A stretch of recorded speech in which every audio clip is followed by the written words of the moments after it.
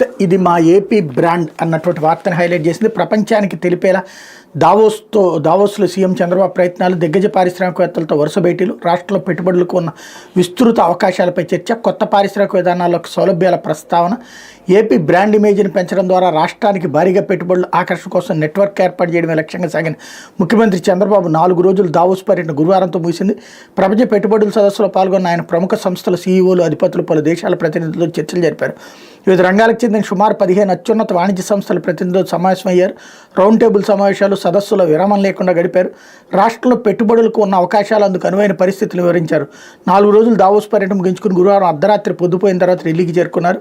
Davos నుంచి రాష్ట్రానికి తిరిగి వచ్చే ముందు వరకు సీఎం వివిధ సంస్థల అధిపతులు, వివిధ రంగాల ప్రముఖులతో సమావేశమై రాష్ట్రాభివృద్ధి కోసం చర్చలు జరిపారు.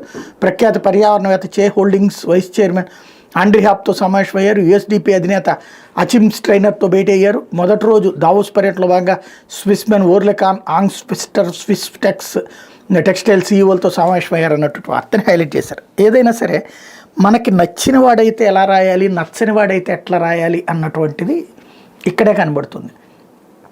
ఒక్కళ్ళు కూడా ఒక్క ఎంఓయూ కూడా కుదరనటువంటి దావోస్ టూర్. గతంలో జగన్ వెళ్ళాడు, ఒక్క టర్మ్ వెళ్ళాడు. అప్పుడు నిధులు అప్పుడైతే ఎంఓయూలు కుదిరినాయి. కొన్ని ఇక్కడ పారిశ్రామికవేత్తలు అక్కడ కుదుర్చుకున్నటువంటివి ఉన్నాయి, కొన్ని అక్కడియే నడిచినాయి. అయితే ఆ తర్వాతన దావోస్ అనేది పెద్దగా ఉపయోగపడట్లేదనేసి మానేశారు. సరే, దాంట్లో వెదర్ అన్నారా, అక్కడ చలి అన్నారా, వీటికి భయపడిపోయారు. ఇట్లాంటి చాలా సెటైర్లు వేస్తూ వచ్చారు. దావోస్ ఇప్పుడు ముందు మనది మనం చక్కదిద్దుకోకుండా అక్కడికి వెళ్తే ఒరిగేది లేదు, ఒక సరైనటువంటి సిస్టమ్ లేకుండా ఇక్కడ అన్నటువంటి తేలుతోంది. 5 పైసలు కూడా పెట్టుబడి రాకపోతే ఇంతమందితో మీటింగ్ అయ్యారు అని రాసి గొప్పగా ప్రొజెక్ట్ చేశారు. ఇదే జగన్ వెళ్ళి రాకపోతే ఏమని రాసేవాళ్ళు? జగన్మోహన్ చూసి పైసా కూడా ఎవడో పెట్టుబడి పెట్టట్లేదని రాసేవాళ్ళు. జగన్మోహన్ చూస్తే పారిశ్రామికవేత్తలు పారిపోయారని రాసేవాళ్ళు.